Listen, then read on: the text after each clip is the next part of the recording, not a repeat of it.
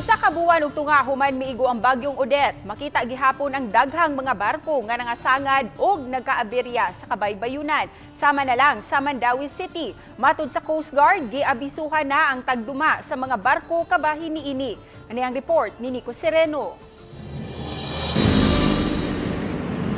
Insaktong unom ka semana karon, sukad mi kusukuso si bagyong Odette sa Sugbo ug sa dakong bahin sa nasod. Sa pagsusi sa GMA Regional TV sa may Kansa Gabay, maaninaw gihapon ang epekto sa kusog nga hangin ug paghapak sa bawd. Anaa gihapon sa dapit ang mga barkong nangasangad ug naaberya. Kadaghanan niini gikan sa mga shipyard sa Tayud Konsolasyon apan gumikan sa hangin ug bawd nga padpad paingon sa Mandawi City, sakop na sa barangay Paknaan. Ang uban nalahos paingon sa Pagatpatan nga wala pa makuha hangtod karon. May uban nga nalunod og mitakilid pagyod.